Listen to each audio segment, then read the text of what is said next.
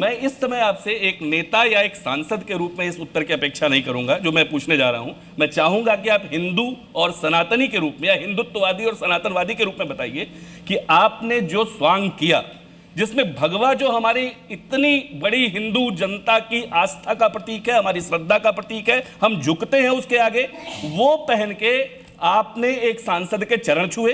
एक हाथ में आपके भगवान राम की तस्वीर है। आपने किसको नहीं, मैं फिर वही सवाल की जो आपने अनुत्तरित छोड़ दिया था पप्पू जी, उस सवाल को कि आप टिल्लू यादव बनके ये स्वांग करते हैं, हमें कोई समस्या नहीं थी। आप कोई भी और रूप रख लेते तो कोई समस्या नहीं थी। आपने भगवा ही क्यों चुना, ये जरा बस एक लाइन में मुझे समझा दीजिए। सर गौर से सुनिए। बिल्कुल गौर से सुन रहा हूं। गंधारी के श्राप के बाद कृष्ण ने अपनी पूरी सखा को मिटा दिया। अब टिल्लू यादव, गुल्लू, लल्लू और भल्लू, मैं जादव नहीं हूं। मैं हर इंसान की मदद भगवान के रूप में हर आदमी तक 50,000 रुपया पहुंचाता हूं, ना पहुंचाता हूं। नहीं है साहब, सर सुनिए, नहीं है। आप जादव चलिए ठीक है, बताइए। आप जादव बोले तब पूछ रहा हूं। नहीं, मैंने यादव, टिल्लू यादव का नाम है वो, तो फिर उसका नाम लिया भी है, मिश्रा भी है, उसका नाम लिया। पप्पू यादव जी, आपने शुरुआत में एक लाइन कही कि जीवन भर आप माफी नहीं मांगेंगे, फिर आपने थोड़ी देर बाद कहा कि अगर साधु संतों की भावना आहत हुई तो आप क्षमा मांगते हैं। साधु की जी साधु की आप उनसे क्षमा मांगते। साधु से आप जरा साधु का एक बार डेफिनेशन मुझे बताइए, क्या नजर आपकी नजर में साधु का डेफिनेशन? साधु का डेफिनेशन है बुद्ध, नानक, कबीर, तो रामकृष्ण परमहंस। सुनिए ना, सुन लीजिए। साधु का डेफिनेशन आपकी नजर में आज कोई साधु नहीं है। आपकी नजर में कोई साधु नहीं है। आपकी नजर में आज भारत में कोई साधु नहीं है। पप्पू यादव जी, जी कचहरी के मंच से आज आप साधु संतों से माफी मांगेंगे? साधु संत जो रियल में है, जैसे शंकराचार्य को बीजेपी ने तंग किया, ऐसे संत यहाँ सामने बैठे संत, जो संत चोरी के मुद्दों को उठा रहा है, हनुमानगिरी के अभी जो वर्तमान संत है, जो केदारनाथ बद्रीनाथ के चोरी को उठा रहा है, ऐसे संत को 100 बार चरण छू के आशीर्वाद लेंगे। आप बहुत अच्छी बात। आप जिन साधु संतों की भावनाएं आहत हुई हैं उससे भी माफी मांगेंगे आप?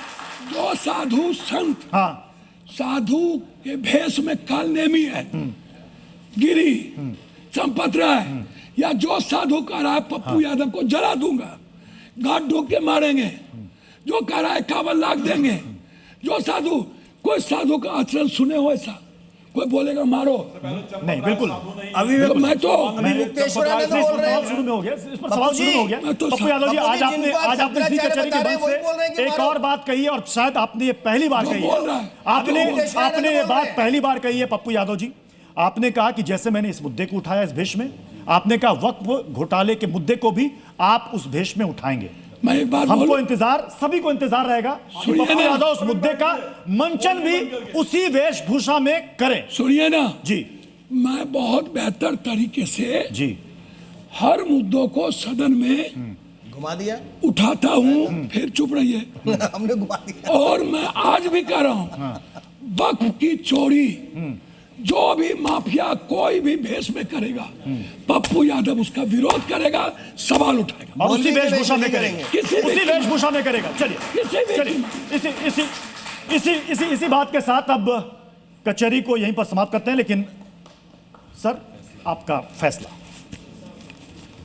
किसी भी धर्म या आस्था के विरुद्ध अनैतिक आचरण विधि विरुद्ध होता है। किसी व्यक्ति का आचरण नैतिक है या अनैतिक, यह तथ्यों की विवेचना पर निर्भर करता है। प्रश्नगत मामले में भी प्रथम सूचना रिपोर्ट दर्ज हो चुकी है और तथ्यपरक विवेचना जारी है, जिसका हमें इंतजार करना चाहिए। इस स्तर पर यही कहा जा सकता है कि किसी भी व्यक्ति द्वारा कोई भी ऐसा आचरण या कार्य नहीं किया जाना चाहिए जिससे किसी की धार्मिक आस्था व विश्वास को ठेस पहुँचे। बहुत बहुत धन्यवाद पप्पू यादव जी।